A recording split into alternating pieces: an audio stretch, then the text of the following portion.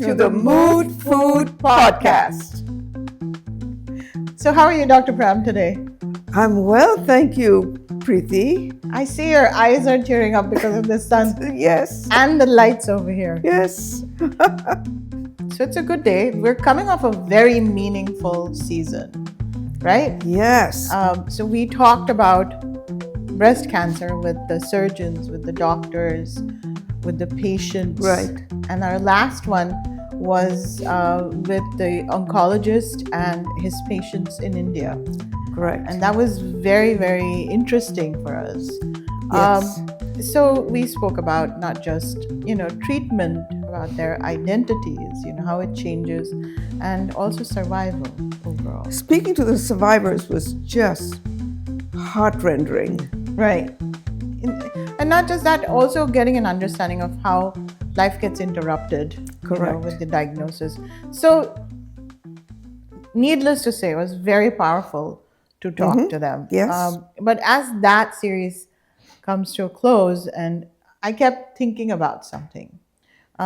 So when we were in those stories, of these people talking about what their journeys have been, we do realize that there are signals that you receive before you receive a diagnosis. That is true.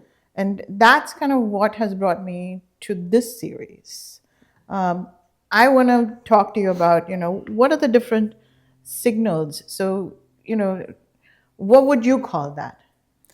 Well, going through that whole series was for me to pause and think, why? What happened here?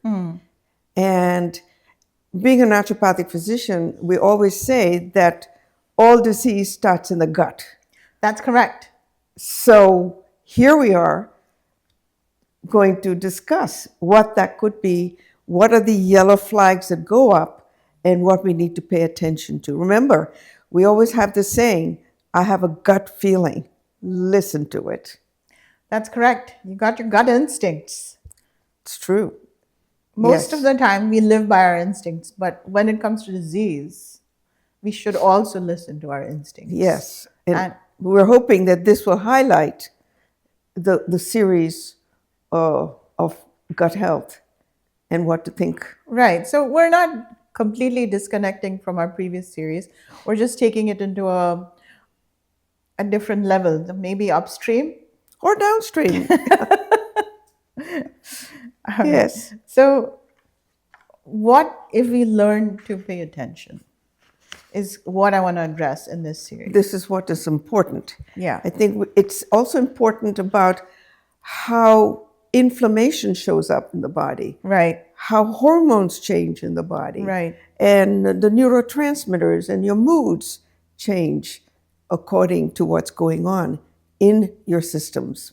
That's correct. And then that's kind of what I want to, start paying attention. I want to put it out there. I would love for the audience to ask questions about gut health, and how do we kind of lead up to this. I would love to see some questions in the comments so we can address them throughout this series. Because, the gut sits at the intersection of so many systems. That is right. right. So yes. I want to say immunity, inflammation, hormones, mood. What else would you add to that? Just how do you be in balance, on a daily basis, and how to achieve that and what you can do to stay in that space. So also, like you always say, all disease starts in the gut. Correct. And so if we should start there. Correct. Essentially. It affects our brain health as well. Exactly. To a great extent. Right. So when we talk about stress, psychological, different diseases, changes throughout our lifetimes, it has something to do with the gut. Is that correct? Correct. And that's what I want to explore. Not gut health as a trend, which has kind of become very common today. Not detox culture, right? Which again is getting so much hype when you go, especially on social media, and also not restriction, like you can't eat this, you can't eat this. It's true. I want to discuss what can we do, and and not just, okay, let's detox every time we have an issue, because that Yes. has a whole different, you know, series of issues. Totally, it could cause more issues, but you have to figure out what your body can handle. Right. Right. So we'll talk about that in detail.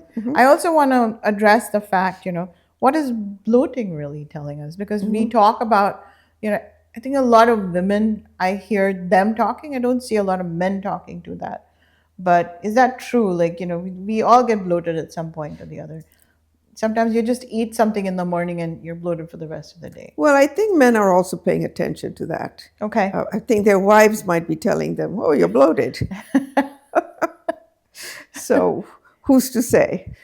Also when you're stressed out, what do cravings do to you? You end up eating more, eating less, eating sweets, whatever that is. So it's actually it's not just, it's a gut brain thing, right? So your gut Correct. signals to your brain Correct. that you need these things. So I Right. want to talk about that too. Absolutely, yes. And also, why do women experience like digestive shifts during different times or different seasons even of their life? It all affects us. Everything Yeah. will shift and change, and therefore we have to shift and change what that balance looks like. Right. And that's what I want to record in these series. These are the questions that I've been pondering on, since we've been through the breast cancer series. Right, right. So I can then talk about this on a, this series will be 20 minutes each.